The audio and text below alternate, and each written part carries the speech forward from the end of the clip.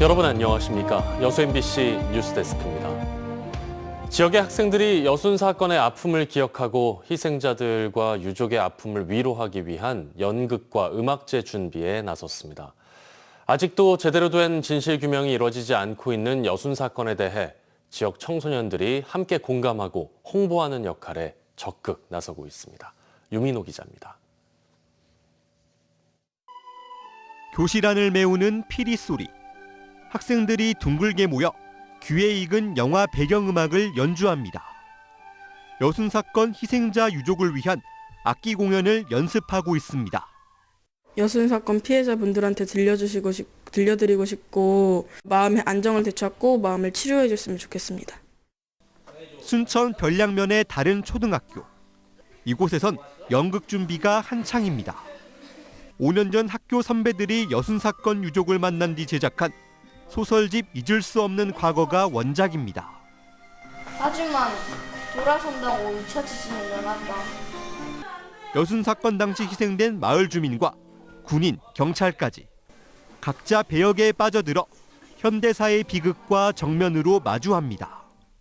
진지하게 보셨으면 좋겠고 저희가 이렇게 이 여순 사건을 널리 알린다고 열심히 한다는 그런 마음을 알아주셨으면 좋겠어요.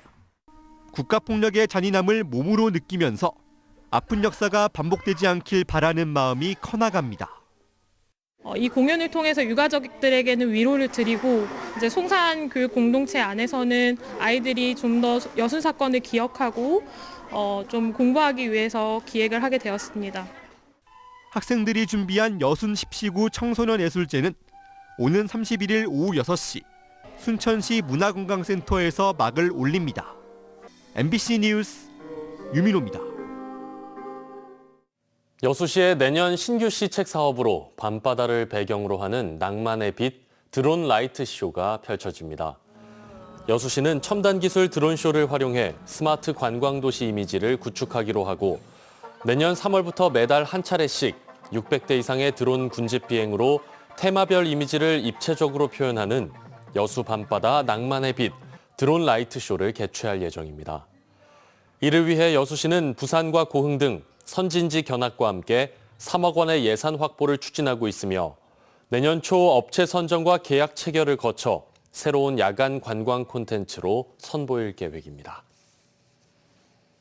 광양의 유일한 국보 중흥산성 쌍사자 석등이 제자리를 찾을 수 있을 것이라는 전망이 조심스럽게 나오고 있습니다. 최근 국립중앙박물관 측이 긍정적인 입장을 전달했는데요. 앞으로 역사 고증과 보존 환경 조성 등이 중요한 전제 조건이 될 것으로 보입니다. 김주희 기자가 보도합니다. 연꽃 받침돌 위로 두 마리의 사자가 석등을 바치고 있습니다. 동일신라 말기의 것으로 추정되고 있는 국보 103호 광양 중산성 쌍사자 석등입니다. 이 석등은 일제강점기 조선 총독부에 의해 중산성에서 옛 전남지사 관사로 처음 옮겨진 뒤 덕수궁, 경복궁 등지를 거쳐 현재 광주박물관에 소장 전시되고 있습니다. 중산성 쌍사자 석등의 반환을 위해 본격적인 시민운동이 시작된 지 1년여 만에 최근 의미 있는 성과를 얻어냈습니다. 국립중앙박물관 측에 지역민 5만여 명의 염원을 담은 서명을 전달한 자리에서 쌍사자 석등을 제자리로 이전하는 데 대해 반환 조건만 충족된다면 긍정 검토하겠다는 의사를 전달한 겁니다. 과거처럼 말도 되지 않는 소리 하지 말아라 이런 반응이 아니고 문화재가 제자리에서 제대로 빛을 발하는 것 그것에는 동의를 한다 이런 말씀을 주셨어요.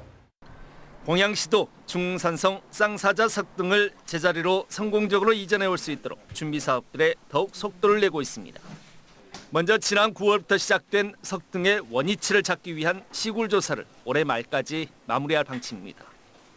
이와 함께 사찰과 석탑, 석등의 공간적 관계 등에 대한 학술 조사를 통한 정확한 역사적 고증까지 모두 마친 뒤 내년까지 박물관 건립 등을 포함한 보존 관리 환경 조성 계획을 수립할 계획입니다. 정확한 시점이라고 하기는 조금 어려운 부분이 좀 있고 이러한 용역들이 오늘 학술조사 용역이 어느 정도 결과물이 나오면 그때 저희들이 관계기관과 협의를 할 계획입니다. 광양의 유일한 국보 중흥쌍사자 석등. 지난 1992년과 2009년에 이어 세 번째 시도되고 있는 광양 중흥산성 쌍사자 석등 반환 사업이 이번에는 결실을 맺을 수 있을지 주목됩니다. MBC 뉴스 김주희입니다. 고흥군이 신규 임용 공무원들에게 직원 관사를 지원합니다. 고흥군은 지난해 지상 4층 규모의 옛 KT 사택을 매입하고 지난 8월부터 전체 리모델링 공사를 진행하고 있습니다. 오는 12월 관련 조례 정비 등 준비가 끝나면 내년 신규 임용 공직자와 근무 1년 미만 직원들을 대상으로 입주자 16명을 선발할 계획입니다. 이번 사업은 인구 유입과 주거 안정을 위해 민선 8기에 처음으로 추진되는 사업으로 올해 고흥군 신규 임용자 50명 가운데 80%가 관외에 주소를 두고 있는 실정입니다. 요즘 고흥에서는 수확을 앞둔 유자가 한창 연글어가고 있습니다. 올해는 풍부한 일조량에 작황도 좋다고 하는데요. 수확 시기에 맞춰 다음 달에는 유자 축제도 열립니다. 김단비 기자입니다. 바다와 맞닿은 고흥 풍양면의 유자 농장입니다. 나뭇가지마다 유자가 촉촉히 빗물을 머금었습니다. 지금은 설익어 군데군데 보이는 초록빛이 앞으로 보름만 지나면 완전히 노랗게 무르익게 됩니다. 올해 수확량은 지난해보다 줄 것으로 보이지만 상품성은 오히려 더 좋습니다. 일조량이 풍부한 데다 가뭄도 없어 씨알이 굵고 과육은 탄탄합니다. 과일의 품질이 훨씬 더 양호한 편입니다.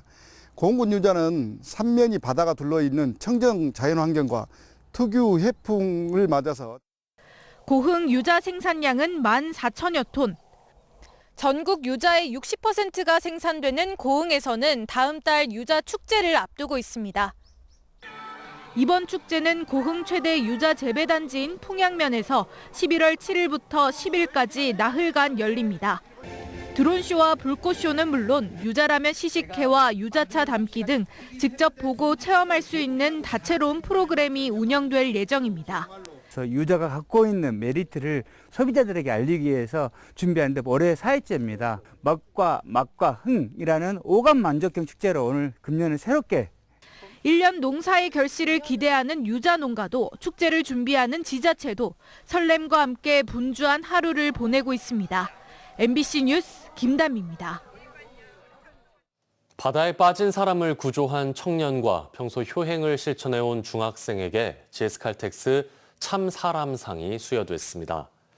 GS칼텍스 재단은 오늘 올 하반기 GS칼텍스 참사람상 시상식을 갖고 지난 5월 여수 모사금 해수욕장에서 바다에 빠진 2명을 구조한 35살 이의훈 씨와 몸이 불편한 할머니와 아버지를 정성껏 모시고 있는 13살 이사라 양에게 상패와 상금을 전달했습니다. 지난 2020년 제정된 GS칼텍스 참사람상은 여수 순천 광양 지역에서 타인의 생명과 안전을 위해 헌신하거나 사고 예방에 기여한 이들을 선정해 매년 상하반기 2차례 시상하고 있습니다. 공직선거법 위반 혐의를 받고 있는 순천시의회 유영갑 의원이 항소심에서 벌금 300만 원을 선고받았습니다. 유 의원은 지난해 전주을 국회의원 재선거와 관련해 진보당 후보의 선거운동을 돕는 과정에서 숙소를 빌려 당원들에게 무상으로 제공한 혐의로 기소됐으며 올해 5월 1심에서 벌금 200만 원을 선고받았습니다.